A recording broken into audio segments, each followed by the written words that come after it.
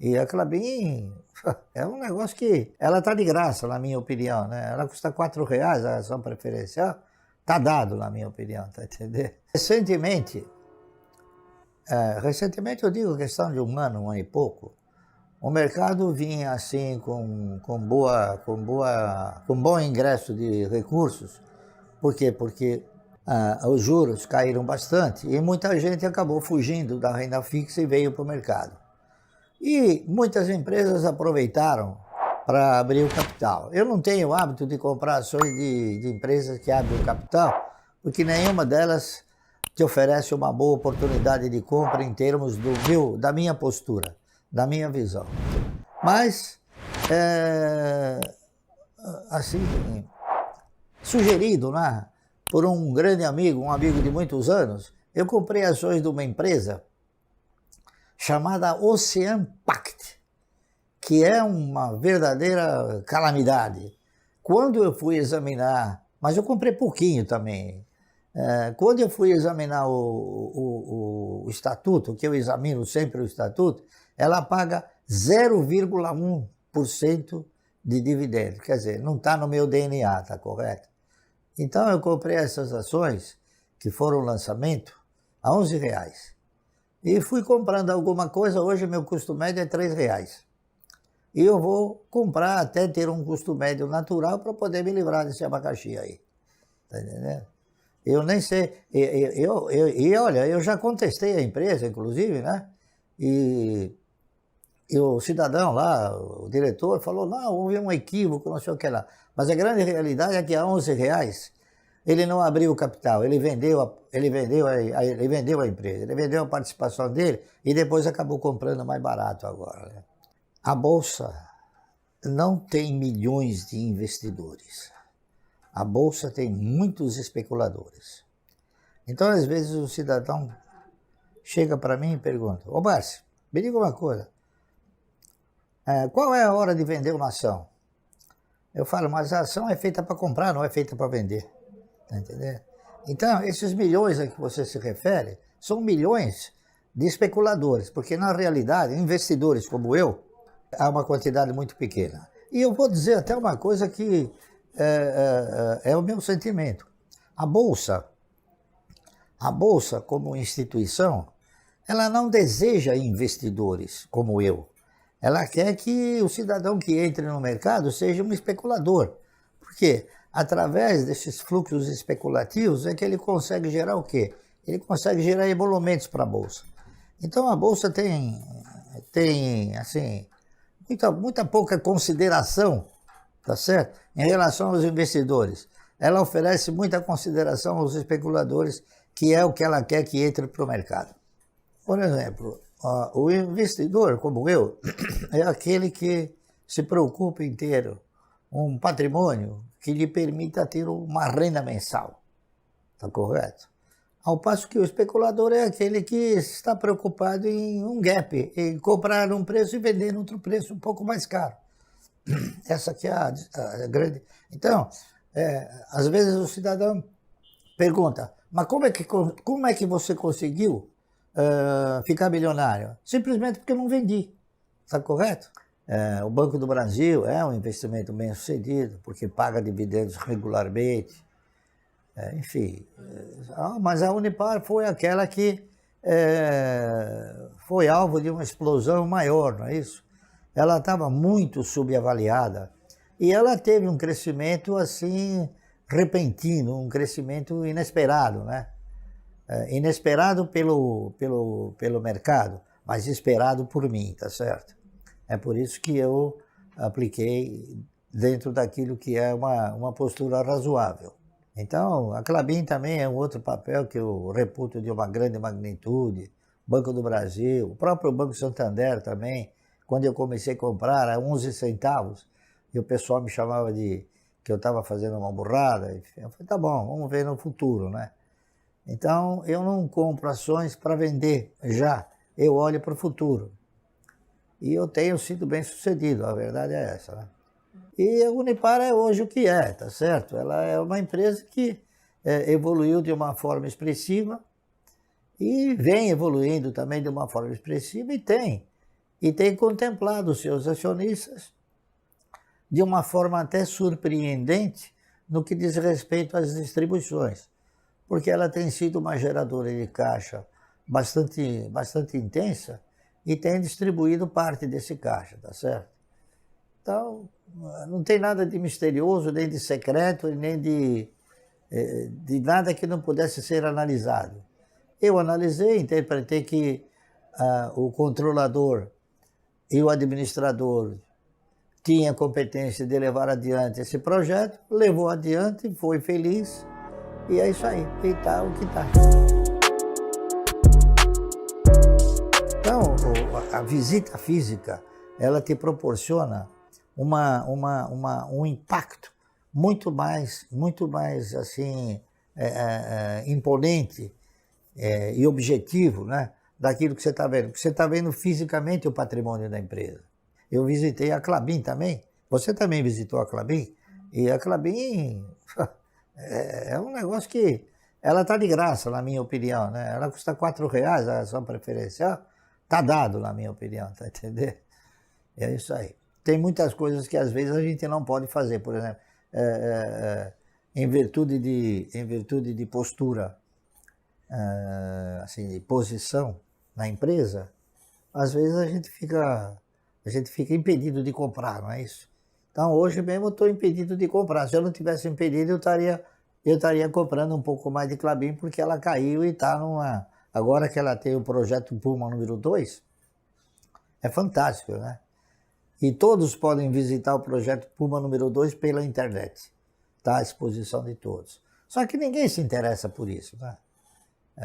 E isso é um indicador muito poderoso para que as pessoas possam tomar deliberações importantes como essa de você alocar as ações da empresa na sua carteira.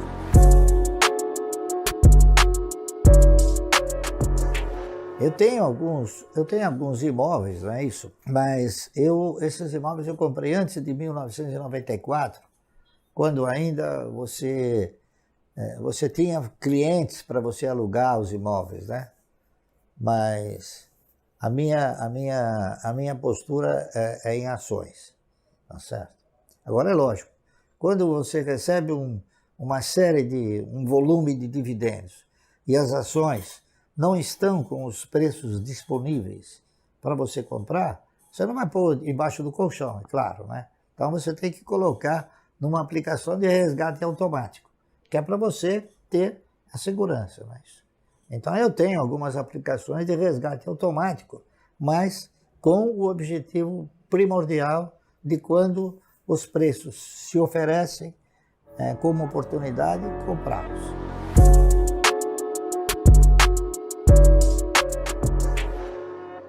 Veja o que eu vou falar para você. Eu acho que quando você vem para o mercado, você tem que vir observando um foco. Qual é o foco? O foco é você investir. Eu acho que a grande maioria das pessoas não absorve esse foco. As pessoas vêm no mercado e interpretam o mercado que é uma estrutura de sobe e desce. Então você tem que comprar quando ela desceu e vender quando ela subiu. E não é. Você tem que se posicionar de forma tal, eu volto a repetir, que você não assuma a postura de um acionista minoritário, que você assuma a postura de um pequeno dono, tá entendendo? E o pequeno dono, ele segue a trilha do dono, ele nunca vende, tá entendendo? A verdade é essa. Quer dizer, nunca vende não.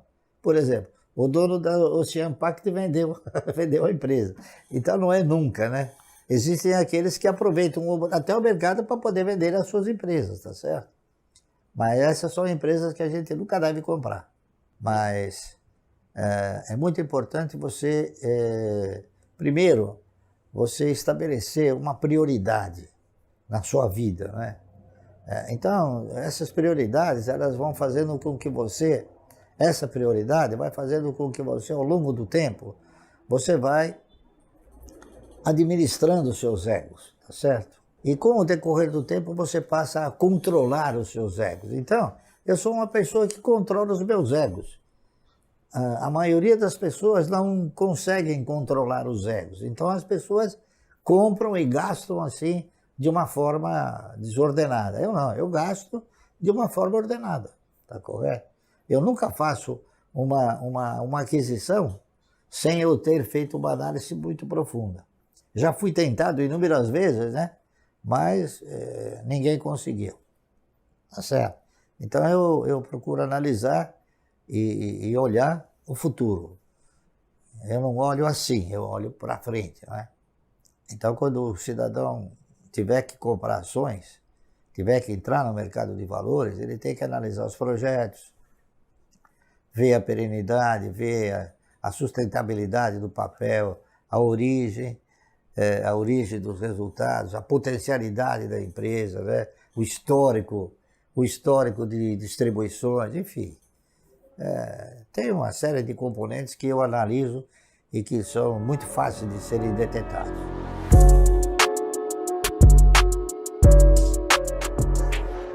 Eu acho que esse é um produto que pode, no médio e longo prazo, se consolidar, porque é muito difícil. As pessoas que operam no mercado, vai depender muito da postura da pessoa, do profissional. Eu, por exemplo, eu não vivo de corretagens, eu vivo de dividendos. Então, aquilo que eu procuro desenvolver, aquilo que eu procuro orientar, é no sentido do cidadão formatar um portfólio que lhe permita ter uma carteira de renda mensal como eu tenho, como eu construí, tá correto? Eu não saberia dizer qual o tempo necessário para a pessoa ter e adquirir uma cultura capaz de ter uma experiência como eu tenho, de 50 e poucos anos de mercado, entendeu? E até hoje eu aprendo, a verdade é essa. Né? Veja que eu comprei o Oceano Pact, né? Isso aí é um aprendizado que eu nunca pensei que talvez eu fosse ter que aprender novamente. Mas eu acho que talvez bem orientado, bem estruturado, né? Isso pode ser um curso que eleve a capacidade de orientar o cidadão no mercado de capitais. Então é uma coisa que eu fiz com muita regularidade e hoje ainda continuo fazendo, só que nem sempre indo fisicamente, olhando pela internet. Há muitos anos eu aprendi um negócio interessantíssimo. Eu não dou o valor que o patrimônio consegue representar para muitas pessoas. Né? Eu já tive ações que eu comprei por 25 centavos e hoje ela custa R$100. O patrimônio, ele apenas e tão somente, ele contempla o seu ego, ele não te põe recursos no seu caixa. O que põe recursos no seu caixa é o dividendo. Então, eu não me preocupo com a oscilação do meu patrimônio, porque ela costuma oscilar de uma forma expressiva, né? Expressiva que eu digo de 300 a 400 milhões a cada vez que dá uma crise. E eu não me importo porque ele não abastece o meu caixa. E eu sei que daqui a pouco a crise vai ter uma gestação e o patrimônio vai voltar a ter a sua magnitude de antes da crise, tá certo? Então, eu até recomendo o seguinte, aqueles que se propuserem a investir no mercado de ações, eles têm que exercitar esse tipo de postura, ou seja, olhar para aquilo que abastece o teu caixa, não aquilo que contempla o teu ego. No caso, por exemplo, recentemente da Cielo, a gente fez algumas análises que tendiam, e tendem para ela se valorizar mais, não há dúvida nenhuma. No caso da IRB, por exemplo, eu analiso o seguinte, a IRB tem um setor de atividade, é um dos setores de atividade que o cidadão paga sem usar, não é isso? O seguro você paga e reza para que não aconteça o sinistro. Então, é um setor bom, é um setor que ele pode ter sido, a empresa pode ter sido mal administrada, como foi o caso da IRB, Mas eu não tenho dúvida nenhuma que os seus controladores, os seus maiores acionistas, que são os bancos Bradesco e Itaú, alguma coisa eles vão fazer para recuperar essa empresa. Eu não tenho dúvida nenhuma. Então a gente olha no todo, né? A gente não olha só no fato negativo, a gente olha na perspectiva de fatos positivos. E eu acredito que a IRB possa vir a se recuperar e ainda gerar bons resultados e bons dividendos, como ela já pagou em muitas ocasiões. Agora, ela foi alvo de uma gestão fraudulenta, já consolidada, já amplamente divulgada, não é isso? E agora ela parece que foi novamente reconduzida a uma posição de certeza, de estar certo, né? Só que ela precisa agora de um pouco de linha para a locomotiva andar um pouco mais forte, não é isso?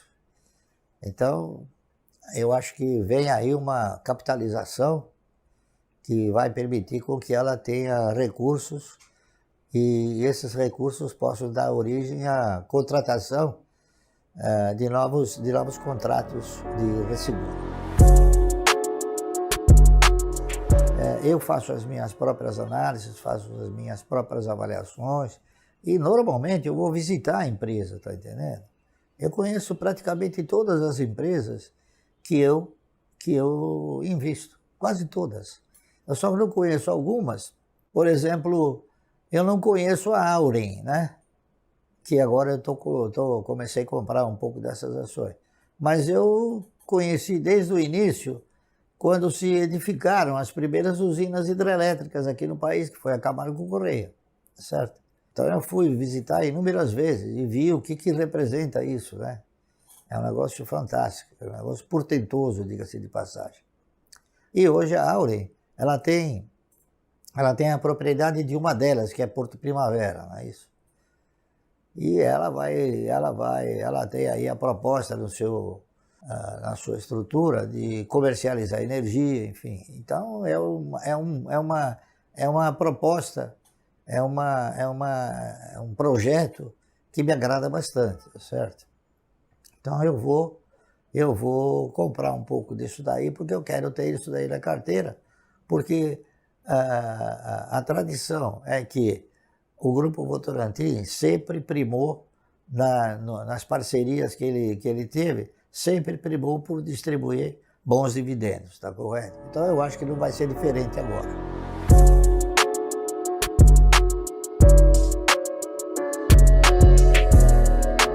Bom, eu até, em muitas ocasiões, eu cheguei a dizer o seguinte, eu gasto aquilo que é necessário, tá entendendo? Todas as pessoas que um dia estabelecerem uma prioridade, eles acabam sempre dando assim, valor a essa prioridade. Então eu faço isso, a minha prioridade é cada vez mais ampliar a minha carteira de renda mensal. Então eu gasto tudo que for preciso, né? Eu até brinquei inúmeras vezes, falei, eu vou mudar meu nome, em vez de Luiz, eu vou me chamar Gastão, tá entendendo? Mas eu não faço economia nenhuma em moradia, enfim, em todas as necessidades vitais que o indivíduo tem que desenvolver. Eu moro bem, tá certo? Me locomovo bem, me visto de acordo com aquilo que eu acho que eu tenho que me vestir, tá entendendo? Eu nunca tive a pretensão, nem a sensação de agradar terceiros para que eles pudessem me dar uma avaliação da minha vestimenta, né? Agradando a mim, é o que basta, tá certo? Eu dou pouco valor para as opiniões. Agora, eu gasto. O que for preciso gastar, eu gasto. E eu duvido que tenha alguém que gaste mais do que eu. Um dia eu fui pobre, né? Eu nunca tive a pretensão de ser rico. Eu sempre tive medo de voltar a ser pobre, certo? Então, o que acontece? O meu conceito de riqueza é o seguinte, é que rico é aquele que se contenta com o que tem. Eu sou pobre porque eu não me contento com o que eu tenho. Não porque eu interprete que o que eu tenho já não seja suficiente, Mas é que eu acho que há a possibilidade de ganhar mais. Então, eu não quero parar no tempo, eu quero continuar evoluindo, tá certo? Então, e outra coisa, essa evolução vai fazendo com que as pessoas assumam um caráter mais positivo na sua carteira, nos seus ganhos, né? É isso aí. Chega num determinado momento que você não consegue ganhar, gastar, mas nem um centésimo daquilo que você ganha, certo? Então as pessoas gostariam que eu tivesse 5, 6 Mercedes, entendeu? Eu tenho bons carros, ótimos carros, mas não precisa ser o mais caro, não precisa ser o de 300 mil dólares, tá entendendo? Pode ser o de 50, o de 80 mil reais, que tá muito bom. O que importa é você analisar aquilo, você investir naquilo, comprar aquilo que efetivamente vai te traduzir num benefício. Eu não sou uma pessoa que compra bengalas, tá certo? Bengalas é o seguinte, eu não preciso chegar para uma pessoa e falar, olha, tá vendo, eu tenho isso, eu tenho aquilo, eu tenho outro. Ao contrário, as ações é um ativo que esconde o teu patrimônio, tá entendendo? Não é como são patrimônios assim que são ostentatórios, né? A ação não é ostentatória, porque ela está guardadinha, ninguém sabe se você tem ou se não tem, se é verdade ou se é mentira, né? Enfim.